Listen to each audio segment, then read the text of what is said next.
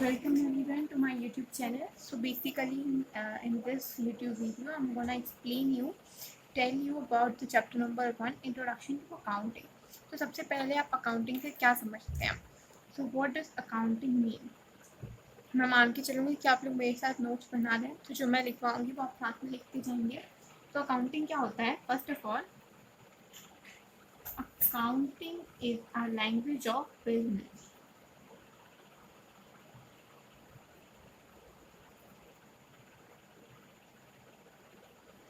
अभी मुझे पता है आपको समझ में नहीं आएगा, पर जो मैं लिखवा रही हूँ उसे एक बार लिखते जाइएगा. So accounting is the language of business. तो आप इसे अंडरलाइन या हाईलाइट कर लीजिए किसी चीज़ से, लैंग्वेज ऑफ बिजनेस. तो अकाउंटिंग क्या है? Basically accounting is the language of business. के बाद मैं आपको लिखवाऊंगी अकाउंटिंग की डेफिनेशन. उस पर ज़्यादा भी फोकस मत कीजिएगा, क्योंकि वो जो उसके बाद मैं जो चीज़ बताऊंगी उससे आपको अकाउंटिंग की डेफिनेशन भी समझ में आ जाएगी. तो what is that? Accounting is the art of recording, classifying, and summarizing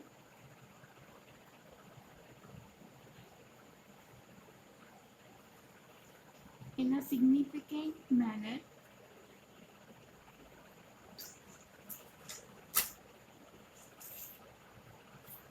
in terms of money,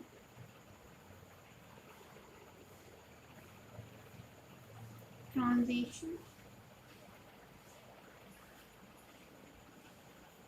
and events, which are in part, at least,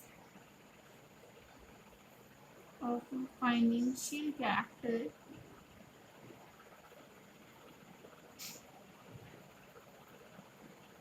and interpreting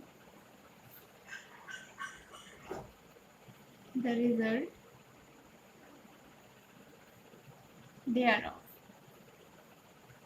ठीक है, तो इसमें अभी क्या है? Basically accounting is art of recording.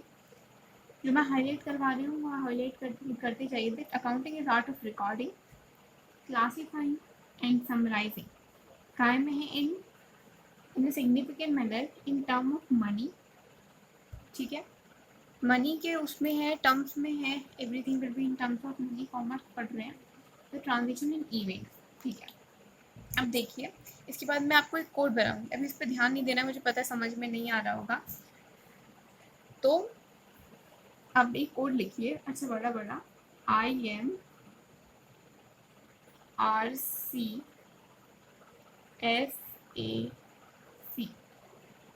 ठीक है, अब देखिए आई का पहले आई से लिखेंगे.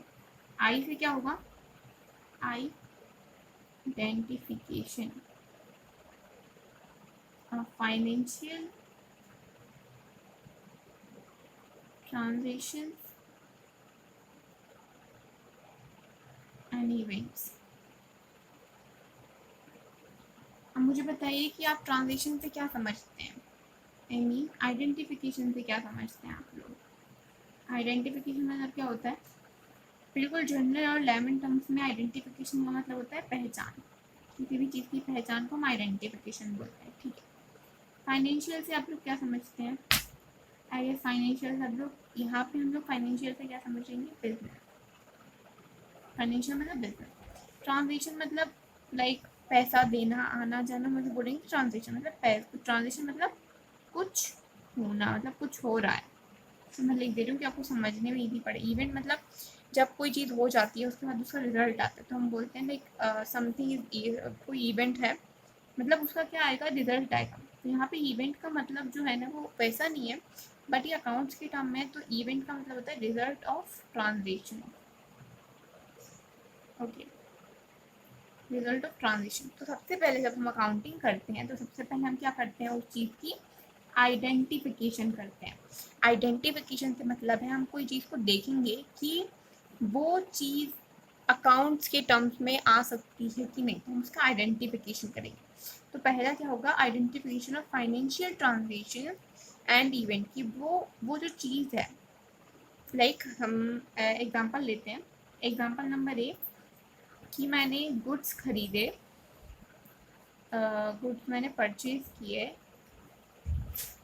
मेरे पर्सनल यूज़ के लिए, ठीक है, पैसा लगा उसमें, क्या मैं इसे रिकॉर्ड करूँगी? अब रिकॉर्ड देखिए, मैंने अपनी इंडस्ट्री के लिए, अपने बिजनेस के लिए कार्स खरीदी क्योंकि मेरा कार्स का शोरूम था, ठीक है।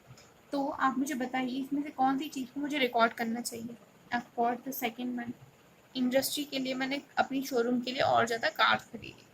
तो ये हमें इससे क्या पता चला, ये वाला हम लोग रिकॉर्ड नहीं, तो ये हम लोगों की प्रोसेस हुई आइडेंटिफिकेशन की। Now let us take now the second one. Second one क्या है? एम। एम से क्या होगा? एम से होगा measurement. Measurement in terms of money.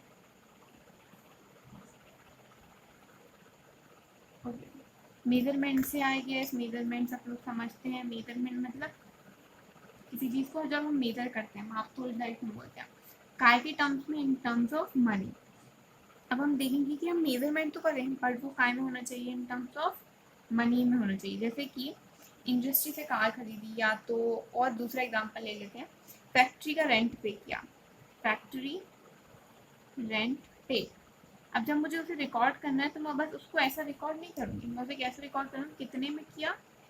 1,00,000 rupees में। सो मेजरमेंट में क्या होता है, हम लोग उसे मतलब इन मनी की टर्म्स में होनी चाहिए कोई चीज़, तभी हम उसे रिकॉर्ड कर पाएंगे। तो मेजरमेंट हम काय के टर्म्स में करेंगे? मनी के टर्म्स में करेंगे। थर्ड जो चीज़ आती है दैट इज आर। आर आपको दिख रहा है? तो आर से क्या आता है? रिकॉर्डिंग, ठीक है। अब हम उसे रिकॉर्ड करेंगे जब हमें पता चला कि वो यस एक ट्रांजेक्शन है जो कि बिजनेस ट्रांजेक्शन है, जो कि इन टर्म्स ऑफ मनी है, तो हम उसे फिर उसके बाद क्या करेंगे? रिकॉर्ड करेंगे। रिकॉर्ड किस चीज़ में करते हैं हम? ऑफ कोर्स एक बुक में करेंगे। रिकॉर्ड करेंगे लाइक हम लोग का फैक्ट्री रेंट, इसी चीज़ को मैं रिकॉर्ड करते हुए, फैक्ट्री रेंट ₹1,00,000, ओके। इसमें हम लोग क्या करेंगे? सारी ही जो ट्रांजेक्शन हैं उसे रिकॉर्ड करेंगे। तो ये जो बुक है जिसमें हम सारी ट्रांजेक्शन को रिकॉर्ड करेंगे, इस बुक को क्या नाम रहेगा? इस बुक का नाम क्या रहता है? क्या बोलते हैं इसे? इस बुक को हम लोग बोलते हैं जर्नल, ठीक है। तो इस बुक को हम लोग क्या बोलते हैं? जिस बुक में हम सब कुछ रिकॉर्ड करते हैं उस बुक को हम क्या बोलते हैं? जर्नल बोलते हैं। उसके बाद नाउ अब हम लोग लेंगे अपना फोर्थ वाला टर्म। हम लोगों ने आई कर लिया, identification of financial transaction and event. M से measurement in terms of money. R से रिकॉर्डिंग। सी से हम लोग देखेंगे, सी से क्या आएगा? सी से आएगा क्लासिफिकेशन, यानी क्लासीफाइंग। अब जो हम लोगों ने सब कुछ रिकॉर्ड किया उसे हम क्लासीफाई करेंगे। सपोज करिए this is my journal, like मैंने इसमें रिकॉर्ड किया था। तो अब हम लोगों ने देख लिया, हम लोगों ने देखा इसमें परचेज हुआ, ये परचेज हुआ, फिर सेल हो गया, फिर परचेज हो गया, फिर परचेज हो गया, फिर परचेज, फिर सेल हो गया, कहीं सेल हुआ, सेल हुआ, परचेज हुआ, परचेज हुआ, सेल हुआ, परचेज हुआ, सेल हुआ, परचेज हुआ। तो अब मैं इसे क्या करूँगी? इन सबको अब हमें मतलब ऐसा तो बहुत अखल बखल हो जाएगा, कोई भी मुंशी मतलब जो मैन रहेगा, बिजनेस मैन रहेगा, वर्किंग क्लर्क रहेंगे, वो शायद तो फिर मतलब चेक होगी भाई इन्फॉर्मेशन, तो सब कंफ्यूज हो जाएंगे। तो इसीलिए हम उसे क्लासीफाई करते हैं, ठीक है। अब सारे परचेज को, जितने भी परचेज हैं हमारे, उन सब परचेज को हम एक साइड कर लेंगे। परचेज परचेज सारे एक साइड कर लेंगे। जितने भी सेल्स सेल्स सेल्स सेल्स हैं उन सारे सेल्स को हम लोग एक साइड कर लेंगे, ठीक है। अब जिस बुक में हम सारे सेल्स को और सारे परचेज को अलग अलग करते हैं उस बुक का नाम क्या है? लेजर। लेजर, ठीक है। अब लेजर में क्या होता है? लेजर का जो डी रहता है ना वो साइलेंट रहता है, हम उसका प्रोनाउंस क्या करते हैं? लेजर, ठीक है। अब हम लोग देखेंगे फिफ्थ वाला। आई हो गया आइडेंटिफिकेशन, एम हो गया मेजरमेंट, आर से रिकॉर्डिंग, सी से क्लासिफाइंग। अब ऐसे क्या आएगा? समराइजिंग। क्या है? ऐसे समराइजिंग। समराइजिंग मतलब होता है किसी चीज़ का क्या करना? शॉर्ट फॉर्म में दिखाना, लाइक चैप्टर की समरी होती है वैसे कैसे क्या करना, कंसाइंस करना किसी चीज़ को, या तो किसी चीज़ को शॉर्ट करना या तो उसकी समरी लिखना। मैं लिख दूँ, ठीक है। जैसे कि अब कोई बंदे को अगर किसी चीज़ को समराइज़ करना है तो वो कैसे लिखेगा, देखो सपोज करो हमारे पास परचेज है 10,000 का, एक और हमारे पास परचेज था 5,000 का, सपोज कर लीजिए एक और परचेज था 6,000 का, एक और परचेज था 9,000 का, ठीक है। अब इसे हमें समराइज करना है तो हम लोग क्या करेंगे, इसे हम लिख देंगे direct purchase is equal to 30,000। हो गया समराइज। वैसे हम इसे समराइज करते हैं, ठीक है। उसके बाद सिक्स्थ वाला ट्रांजिशन क्या हुआ, आई हो गया, एम हो गया, आर हो गया, सी हो गया, एस हो गया। ए से क्या आएगा, ए से आता है analysing, analyses and interpretation. Analysing मतलब क्या होगा, अब भैया कोई बिजनेस अगर मैं कर रही हूँ ना, आज भी अगर मैंने बिजनेस खोला ना तो मैं उसे बढ़ाऊंगी क्या, मतलब एक बिजनेसमैन ना जो काम करता है ना सबसे ज़्यादा वो होता है उसका डिटर्मिनेशन ऑफ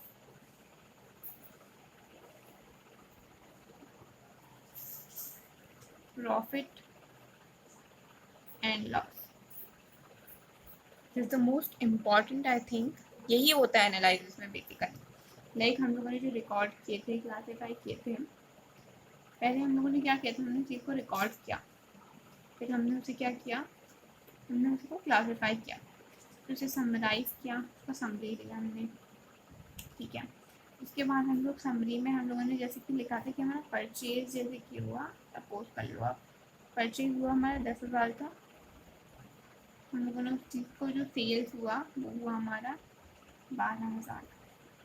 हम लोग क्या देखेंगे, फिर उसके बाद हम लोग क्या एनालाइज करेंगे, उसके बाद हम लोग प्रॉफिट या लॉस जो भी हो, तो इसमें हम लोगों को प्रॉफिट हुआ तो इसमें हम लोगों के एनालाइजमेंट में क्या आंसर है कि हमें प्रॉफिट हो रहा है 2,000 का।